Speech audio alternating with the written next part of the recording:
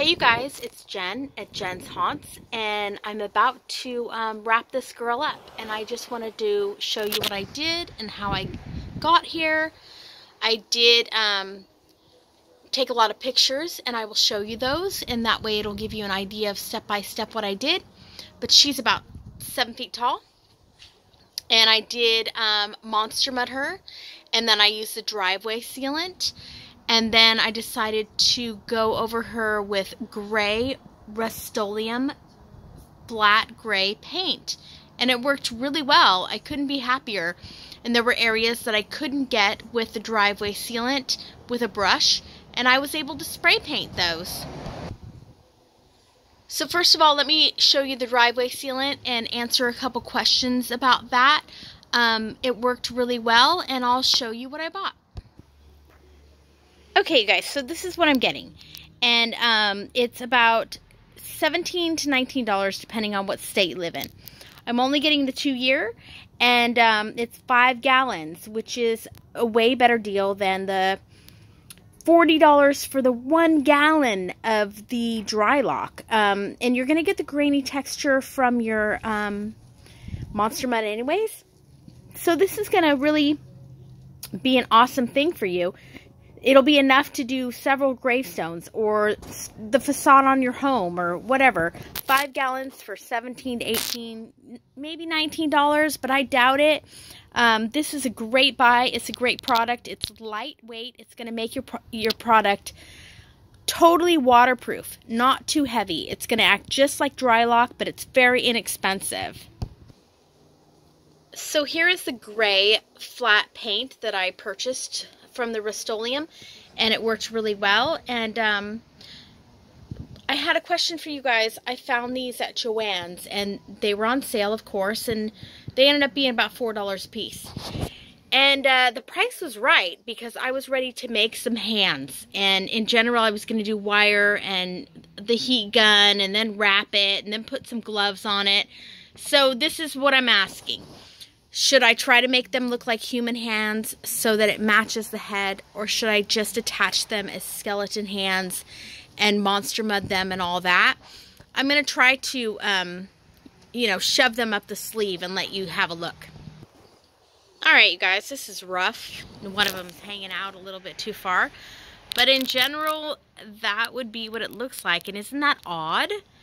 I'm kind of thinking that I could use the heat gun, and I can manipulate this plastic, get it in some gloves, you know, use a coat hanger or something and get it up there and have it just look more natural. I think she's a little bit too pretty for skeletal hands, and I realize I'm trying to impress an 8-year-old, but that kind of doesn't make sense.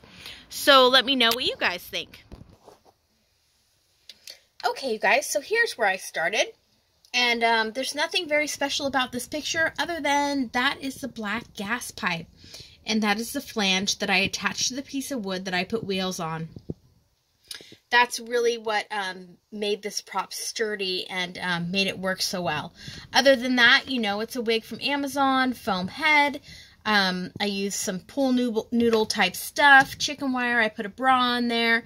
And then I zip tied it to the PVC I zip tied to the gas pipe.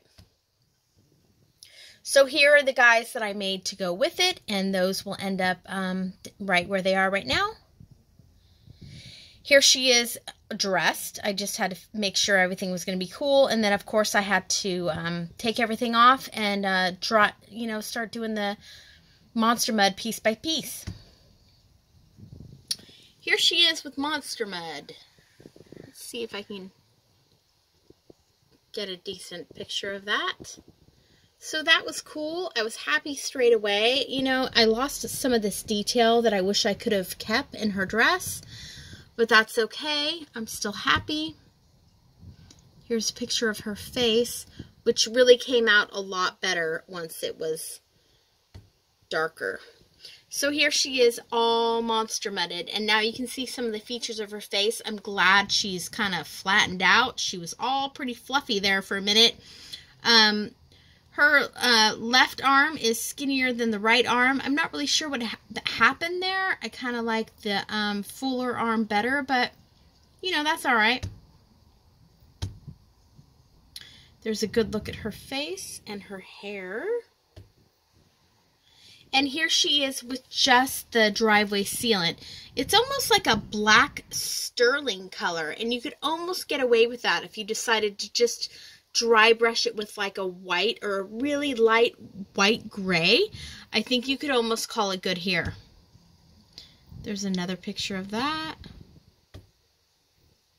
And here she is with her tombstone. Sorry, I know these aren't the best pictures. And I was very happy with her dress. She is about 7 foot tall. There's another picture of her face. I do try to pucker the face a little bit with the brush.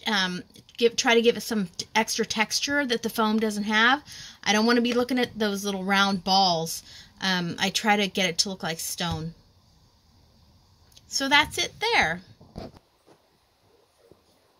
All right, you guys, that's it for now. And I think the dry brush is turning out good. And I think in the dark, she'll look fabulous. I think she looks good in the light, too. I'm not hiding anything. I think she looks good. So I have so much going on. I did purchase some new props that I have to review. I was invited to All Hallows Eve Halloween folk art show. It's going to be great. I was invited to the pre-party the night before and then the show the day of. So we'll see if I can get a video of that. I did order the Headless Horseman. I'll be reviewing that. I've got my projects set for next year. So I've got a lot to tell you, but I'm not going to just bombard you at the moment. This is my girl. I'm thinking that she's pretty much done, other than give me your opinion on the hands. And that's it, you guys. Thanks for watching. I hope you have a great rest of your week, and I will talk to you later.